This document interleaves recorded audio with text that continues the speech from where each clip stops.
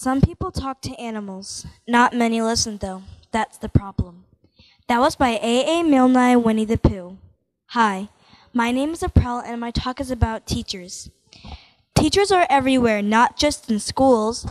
A chessboard teaches us how to think ahead, how to think fast, how to look around, and how to think before making the next move. An animal and how it interacts with other animals, humans, and other species teaches us a great deal about our own human nature. One of my favorite things to do is go to the farm for horseback riding, and my therapist, who is my teacher, mentor, life coach, works with me and the horses so I can learn from the horses and her, and she can learn from the horses' responses on how I am doing. The horses teach her because they are very sensitive and responsive to my body language when I can't articulate what I need to say. Articulate, a fancy word for saying speak, say, or express oneself. Miss Emily's horse Penny went to another farm to teach 2 baby horses during their training. You guys are dealing with the horse. Have you ever heard the horses use words like we use words? No. But somehow they know what we're wanting from them, and they also know what each other's wanting.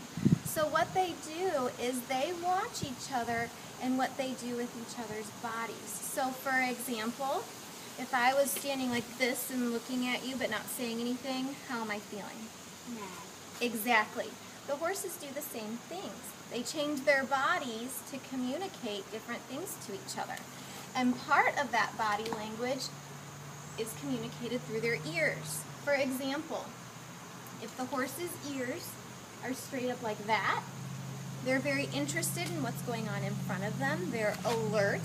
They may feel a little bit excited or interested, but if both ears go flat back like that, it means that they are angry and that they need the other person or the other horse to get back. So funny. See my sister also learning during this interview all about the horse's anatomy. I didn't realize her fingers were in the horse's nostrils until I actually watched the video.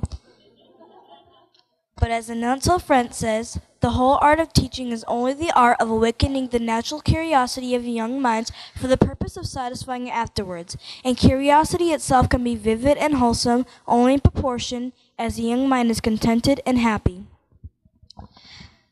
One thing I have learned from my mother, who happens to be a mammal and is an educator to many mothers, as nature knows, is that animals may be smarter than we think, and we can learn so much from them. Did you know that if a cat licks itself with its face facing towards the north, the wind will soon blow from that direction? Before a storm, sheep become frisky and they leap and butt or box each other. And be careful. Asomwe acetate is a banana-scented chemical released by honeybees when they are attacked or hungry. The same chemical is released by bananas. So don't go eating a banana around a beehive or where honeybees are buzzing around, or those bees will sure teach you a lesson you will never forget.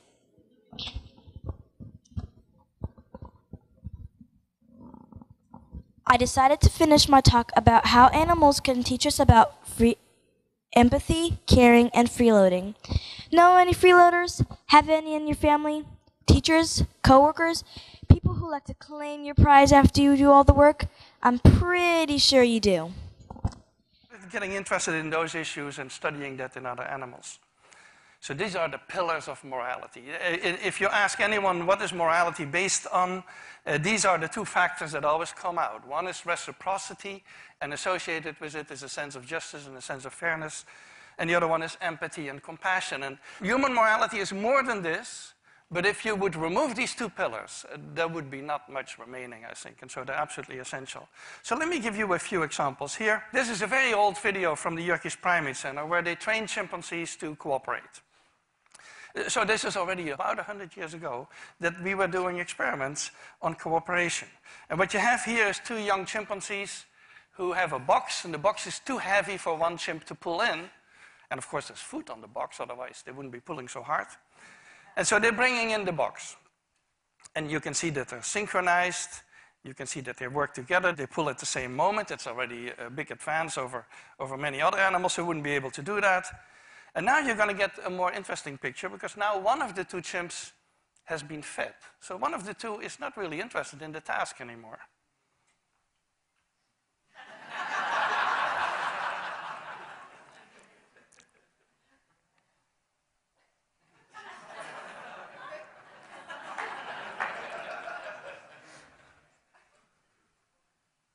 I could relate so well to the animals in the video, having a younger sister who loves to freeload. Although one monkey didn't want to do the work, it had no problems with reaping the benefits of the other one's hard work. But it doesn't stop there. Did you see the teamwork? Even though one monkey didn't want to do the work, they both still kept working. Karma. These monkeys understand that what goes around comes around, and they value reciprocity. Reciprocity is a fancy way of saying fairness, by the way.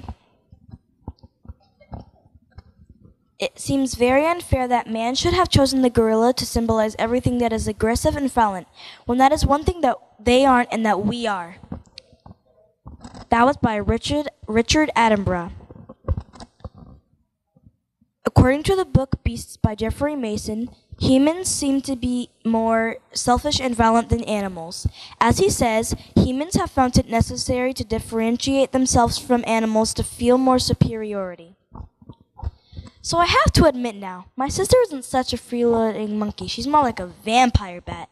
You think I'm kidding? Don't be fooled.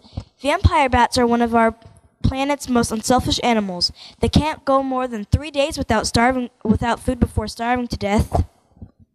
When a well-fed bat returns, it will often regurgitate food to blood to another companion who is less successful and needs some nourishment. It will also adopt orphan infants. My sister is smart enough to build up her insurance and give from her share without winding up on the other side of the fence. Vampire bats equals human altruism. Thank you for your attention today. I do hope you go on to recognize all of the things that teach us in life, and that even about ourselves and our family members. Now watch the boogie I'm talking about. Not the one in a horse's nose, but self-taught boogie.